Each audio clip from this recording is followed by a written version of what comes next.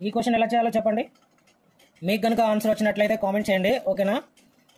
ఎలా చేయాలో చూద్దాం. ఫస్ట్ ఎవరైతే ఇప్పటివరకు నా ఛానల్ని సబ్స్క్రైబ్ చేసుకోలేదో సబ్స్క్రైబ్ చేసుకోండి. లైక్ చేయండి. ప్రతి ఒక్కరు చూస్తున్న వాళ్ళు ప్రతి ఒక్కరు లైక్ చేసేయండి, షేర్ చేసేయండి మీ ఫ్రెండ్స్ అండ్ ఫ్యామిలీస్కి. ఓకేనా? ఇప్పుడు ఎలా చేయాలో చూద్దాం. మనకు క్వశ్చన్ ఏమి ఇచ్చాడు? A retailer buys a radio for 225 రూపీస్కి కొన్నాడు అనమాట. He's overhead charges are 15 rupees. He sales the radio for 300. Find the profit percentage. ఓకేనా? అతను ఒక రేడియోని రిటైలర్ అతను 225కి కొన్నాడు అనమాట. ఓకేనా? 15 రూపీస్ అతని రిపేర్కు పడ్డ చార్జెస్. ఓకేనా? అతను రిపేరు చేయించినప్పుడు అతనికి ఎంత ఛార్జ్ పడ్డది? 15 రూపీస్. అయితే ఆ రిటైలర్ అమ్మినప్పుడు అతనికి ఎంత వచ్చింది? 300 రూపీస్ వచ్చింది. అప్పుడు అతనికి ఎంత పర్సెంటేజ్ వచ్చిందని ప్రాఫిట్లో అడుగుతాడు. ఓకేనా? మనకు ప్రాఫిట్లో వచ్చినప్పుడు ఫస్ట్ మనము ఆ రిటైలర్ ఎంత కొన్నాడు?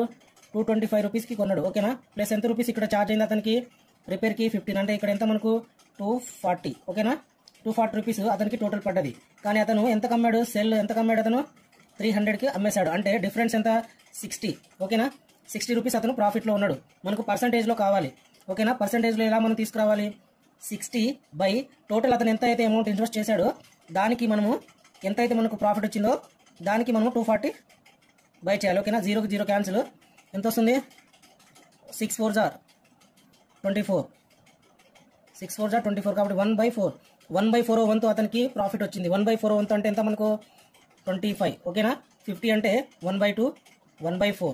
ఓకేనా? 100 అయితే 1. ఓకేనా? కాబట్టి మనకు 1/4 వంతు అంటే 25% వచ్చింది. 25% అతనికి ప్రాఫిట్ వచ్చింది. 60 రూపీస్కి అతనికి ఎంత పర్సెంటేజ్? 25%.